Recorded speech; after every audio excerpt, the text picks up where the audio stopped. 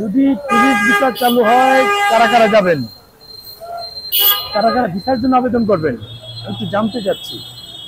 কারণ প্রতিনিয়ত যেভাবে আমার পেজে, কারণ আমার পেজটা মূলত ইন্ডিয়া কেন্দ্রিক ছিল, পরে অন্য থেকে শুরু করি।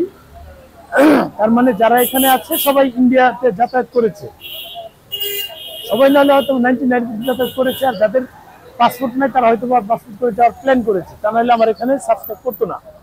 এখন আমি জানতে চাচ্ছিলাম যদি ইন্ডিয়ান ভিসা চালু হয় কে কে এই মুহূর্তে ভিসা করার জন্য আবেদন করবেন একটু জানতে চাই।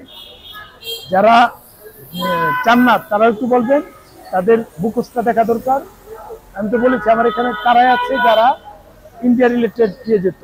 এখন ভিসা যখন চালু হয় তখন তো আমরা হাইকোর্টে জায়গা পারি না। এর আগে তো হয়েছে করোনার পরে 2 কিলো পর্যন্ত লাইন হয়েছে। কারা এরা?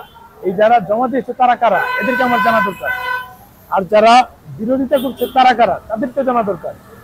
তাহলে আমি প্রত্যাশা করবো যারা বিরোধিতা করছে তারা ভুল করেও ভারতের মতো বাজে একটা দেশে যেন না যায়, ভুল করে না যায়।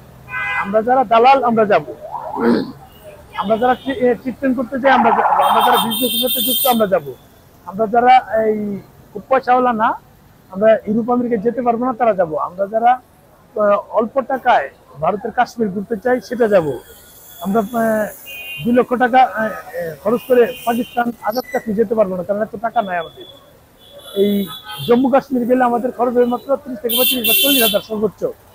আমরা এটা ঘুরবো। এই লোকগুলো জানতে চাই কারা, আমরা কারা যেতে চাচ্ছি আর আমরা কারা যেতে চাচ্ছি না, আমরা এটা জানা খুব দরকার। কারণ হচ্ছে আগে তো বললাম যে এমন একটা পর্যায়ে আছি, এমন একটা সিচুয়েশন আছে, প্রত্যেকেই প্রতি মুহূর্তে দালাল বলছে, প্রতি মুহূর্তে দালাল। যারা কন্টিনিউ আমার সাথে ভারত দিয়েছে তারাও দালাল বলছে। আমি শুধু এদেরকে দেখবো, এবং আমি যাদেরকে চিনি ভারতের সাথে বিজনেস করে ব্যবসা করে, ওই যে ইন্ডিয়ান ভিসা অ্যাপ্লিকেশন সেন্টার নামে কয়েকটা পেজ আছে, এর মধ্যে দেখবেন যে ম্যাক্সিমামই ভারতের বিরোধিতা করছে, অথচ তারা ভারত কেন্দ্রিক ব্যবসা করে এখনো করছে।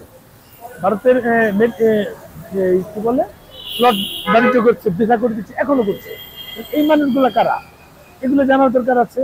কিছু তো দেখলাম কিছু লোকের সাথে আমার অতিরিক্ত ভারত বিরোধিতা করছে। আরে তুই ভারত বিরোধিতা করছিস আবার ভারতের আবেদন করছিস, তাহলে তোর ব্যবসা হবে কি করে? তোর ভারত বিরোধিতা করার দরকার কি?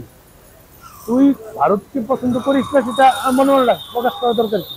তুই যখন প্রকাশ করবি তাহলে তোর মানে তোর ওর সাথে প্রয়োজন নাই, অথচ তাদের সাথে ব্যবসা করছিস, ভারতের স্লট নিচ্ছিস, সবকিছু মিলে তাই করিস। আমার এটা জানা দরকার যে আপনারা কারা আছেন যারা মানে ভারতের টুরিস্ট ভিসা চালু হলে আপনারা আবেদন করবেন না। এই লোকগুলি একটু জানান দিয়েন। আমি একটু আপনাদের একটু দেখতে চাই, আপনাদের চেহারাটা ভাই যেন একটু দেখতে চাই, যদি দেখাতেন আমি মানে কি পারতে থাকবো। আপনাদের চেহারাটা একটু দেখা দরকার, আমি ধন্য হবো।